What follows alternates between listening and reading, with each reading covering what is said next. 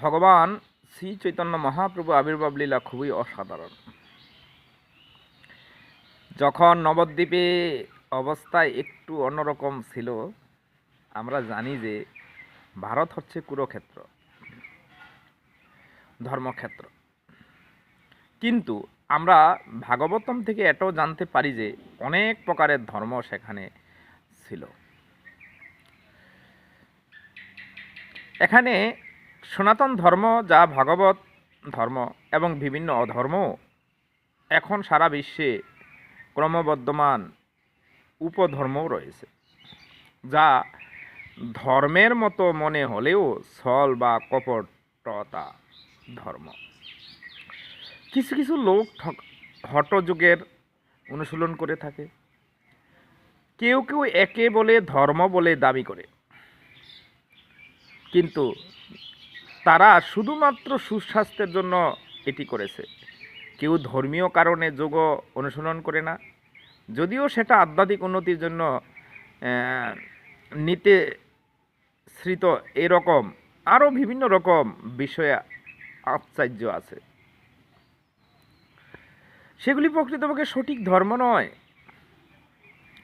শ্রী চৈতন্য মহাপ্রভু আবির্ভাবের ঠিক পূর্বে লোকজন এসব অনুষ্ঠানের ধর্মের জন্য পাগল ছিল। সেগুলি প্রকৃতপক্ষে শুধুমাত্র জড়জাগতিক আধ্যাত্মিক নয়।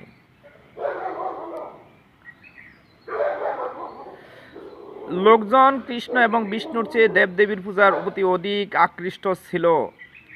লোকজন তাদের ছেলে মেয়েকে বড় অনুষ্ঠান করে বিয়ে দিত, আর এগুলিকে খুব বড় ধর্মীয় অনুষ্ঠান হিসেবে গণ্য করা হতো। অবশ্যই বিবাহের একটি গুরুত্বপূর্ণ সংস্কার, কিন্তু এটি আধ্যাত্মিক জীবনের বড় বিষয় নয়। লোকজন তাদের প্রাচুর্য দেখানোর জন্য ছেলেদের মেয়েদের জাঁকজমকভাবে বিবাহ দিত। তারা দেখতে চাইতো যে পরিবার খুব অভিজাত্য, খুব সম্মানীয়, খুব ধর্মপ্রাণ।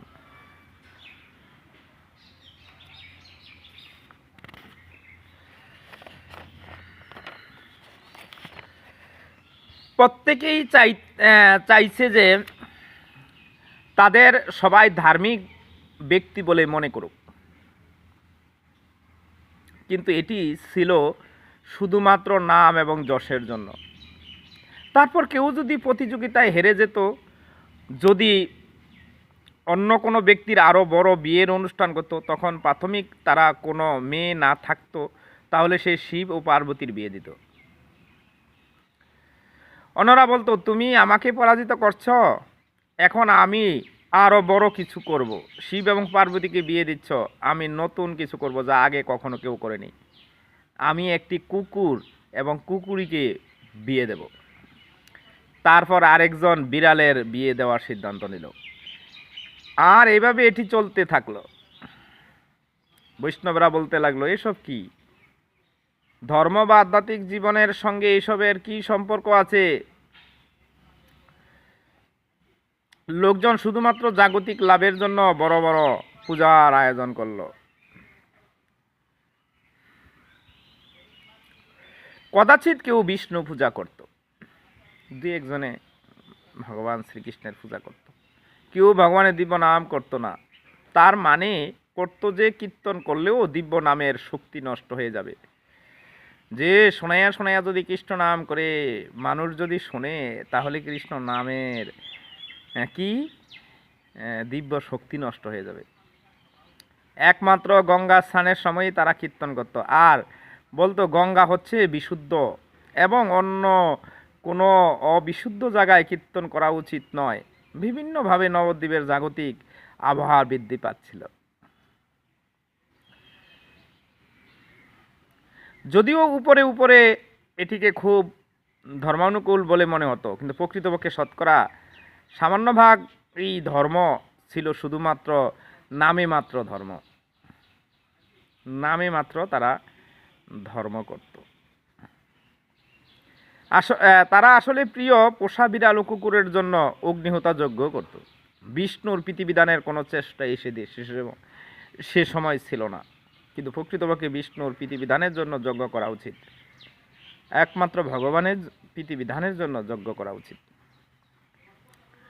শ্রী চৈতন্য মহাপ্রভু আবির্ভাবের পূর্বে অদ্বৈত গোসাই আবির্ভাব হয়েছিলেন। তিনি ছিলেন মহাবিষ্ণু ও সদাশিবের যুগ্ম অবতার। তিনি ভেবেছিলেন যে এই কলিযুগের মানুষের ভগবত প্রেম দান করা খুবই কঠিন হবে। বিষ্ণু হিসেবে তিনি দ্বৈতদের সংহার করেন এবং মোক্ষ দান করতে সমস্ত ছিলেন, কিন্তু প্রেম দান করে মানুষের পুরোপুরি পরিবর্তন সবচেয়ে কঠিন কাজ। তাই তিনি সিদ্ধান্ত নিলেন যে স্বয়ং কৃষ্ণই আসতে হবে, কারণ একমাত্র তিনি নিজ প্রেম দান করতে পারেন।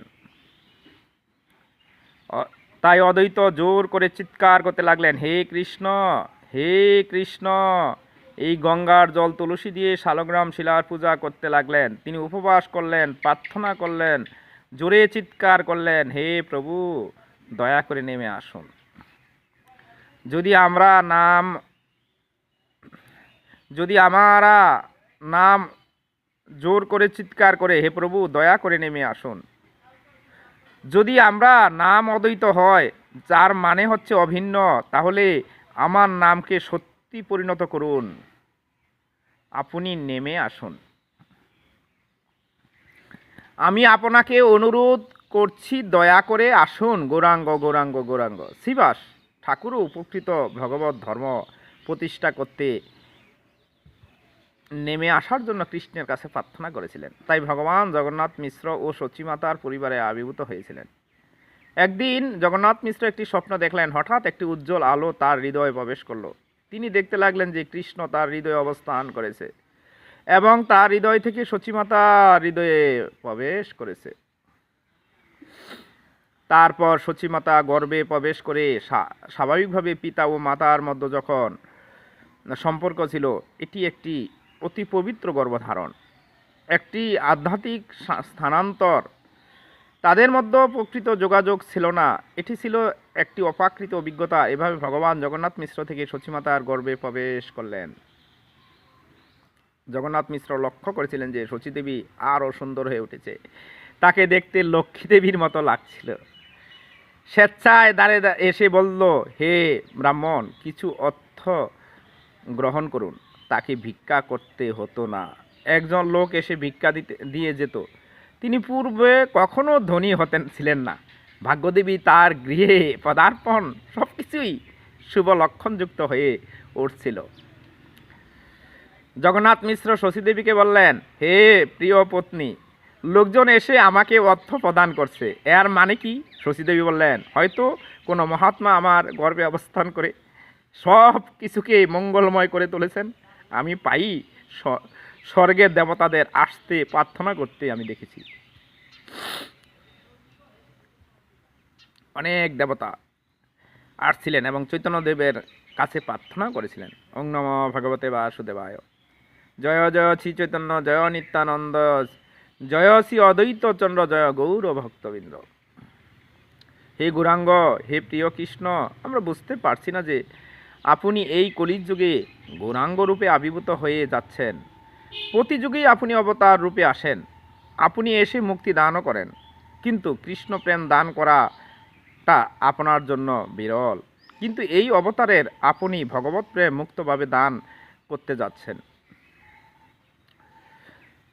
আমরা স্বর্গীয় গ্রহলোক থেকে আপনার আশীর্বাদ লাভের জন্য এসেছি প্রভু। আমরা জাগতিক আশীর্বাদ চাই না প্রভু। দেবতারা এসে এই কথা বলতেন। আমাদের যথেষ্ট জাগতিক জিনিস রয়েছে, কিন্তু স্বর্গীয় গ্রহলোক সমূহে আমাদের ইন্দ্রিয় তৃপ্তির অনেক ব্যবস্থা রয়েছে। আমাদের শুধু দুটো সমস্যা। একটি হচ্ছে মাঝে মাঝে দৈত্যরা স্বর্গ জয় ও উপভোগ করার জন্য তারা দৈত্যরা অনেক অত্যাচার করে সেই স্বর্গলোকে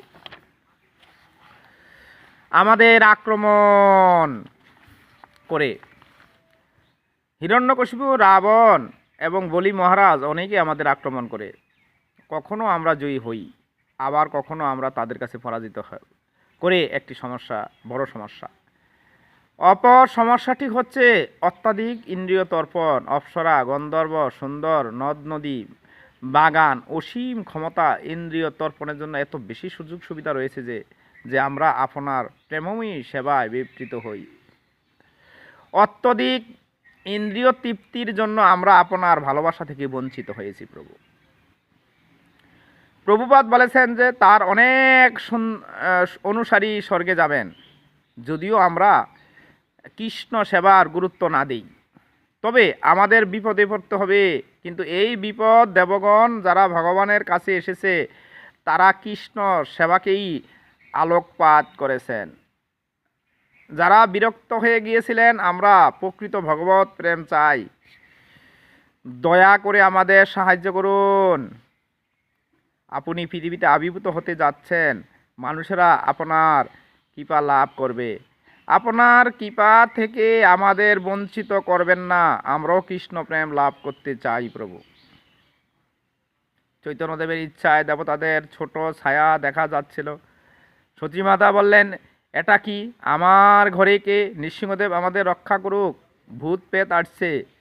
জগন্নাথ মিশ্র ও সতীমাতা তাদের অনুভূতিগুলো মিলিয়ে দেখলেন যে তারা বুঝলেন যে পারছেন যে আজকাল নয়, 6 মাস ধরে বাচ্চা যাবার পরও বাচ্চার প্রসব হলো না।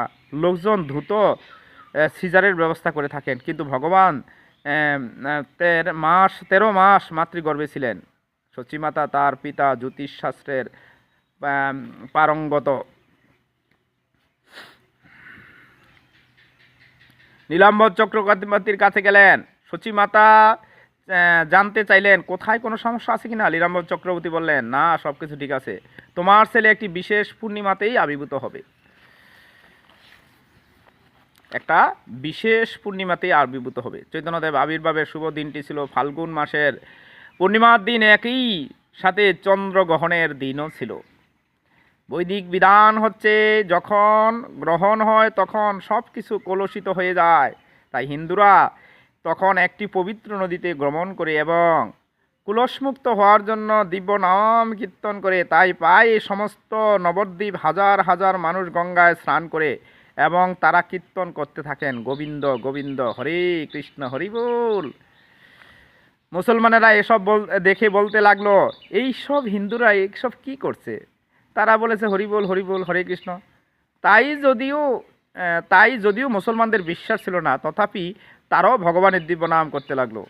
তারা হিন্দুদের ব্যঙ্গ বিদ্রুপ ও ঠাট্টা করছিল, যেভাবে হোক তারা কীর্তন করছিল। সেই শব্দ তরঙ্গে বাতাস মুখরিত হয়ে উঠল। শ্রীবাস ঠাকুর ভাবতে লাগলেন, তারা বললেন যে গ্রহণ অশুভ, কিন্তু দেখো প্রত্যেকটি কিভাবে হরির নাম কীর্তন করছে, এটি খুবই শুভ সময়। প্রত্যেকেই কীর্তন করছে হরিবোল হরিবোল। এভাবে সারা শহর গঙ্গায় থেকে আসা শ্রীকৃষ্ণের দিব্য নামে মুখরিত হয়ে উঠল। তাই শ্রীবাস ঠাকুর অন্যান্য ভক্তরা খুবই আনন্দিত হলেন।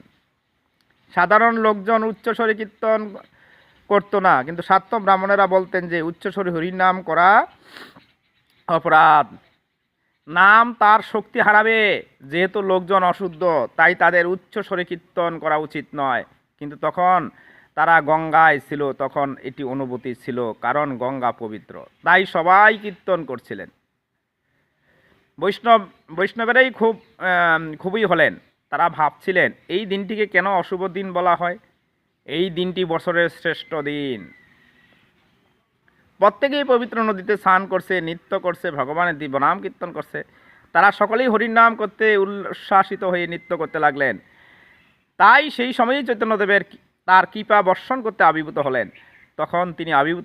তখন চন্দ্র উদিত হয়েছিল এবং সমগ্র ভারত হরে কৃষ্ণ কৃষ্ণ কৃষ্ণ হরে হরে, হরে রাম রাম রাম হরে হরে, এই অপ্রাকৃতিক শব্দ তরঙ্গ পরিপূর্ণ ছিল। যখন গ্রহণের সময় চৈতন্য মহাপ্রভু আবির্ভাব হলেন, যখন সবাই মিলে হরে কৃষ্ণ মহামন্ত্র বলতেন, সর্বত্র এই সংবাদ প্রচারিত হলো, সচিমাতা একটি ফুটফুটে ছেলের জন্ম দিয়েছে, যার গায়ের রং স্বর্ণের মতো। তাই সকল প্রতিবেশী মহিলা সেই ছেলেকে দেখতে এলেন এবং ব্রাহ্মণ মহিলারা তার কপালে দুব্বা এবং হরিদ্রা মিশ্রিত চাল দিয়ে আশীর্বাদ করলেন। এটি ছিল অত্যন্ত অনঘ ও উৎসবমুখর সময়। এমনকি উচ্চতর গ্রহলোকে থেকেও কেউ কেউ ভগবানের দর্শন করার জন্য নেমে এলেন। দেবী দেবদেবীরা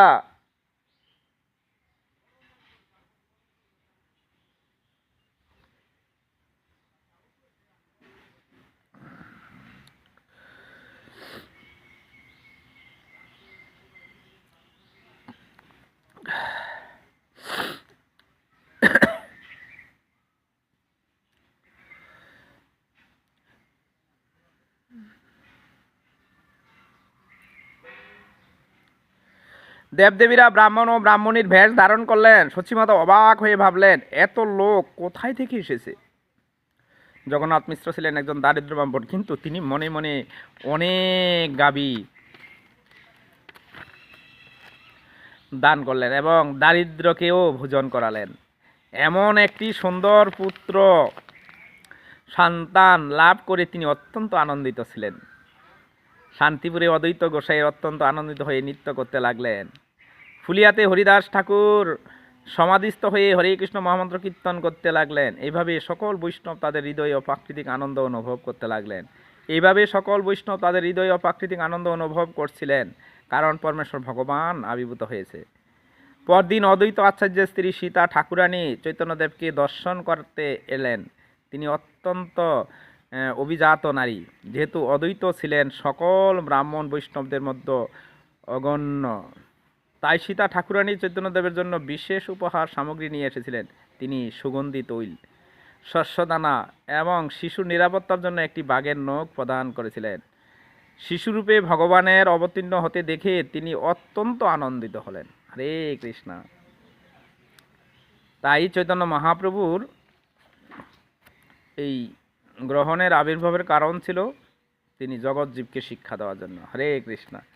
তাই আমরা এই শিক্ষা নিয়ে এই শিক্ষা দিয়া মহাপ্রভু স্বপ্ন দিয়া ফিরছে নেছে গৌর নিতাই। রাধা কৃষ্ণ বল বল বল রে ভাই। কৃষ্ণ বলবে যবে পুলক হবে, ঝরবে আখি বলে ভাই। রাধা কৃষ্ণ বল বল বল রে সবাই। কৃষ্ণ বলবে যবে পুলক হবে, ঝরবে আখি বলে ভাই। রাধা কৃষ্ণ বল বল বল রে সবাই। নিতাই গৌর হরি বল গৌর গৌর প্রেমানন্দে।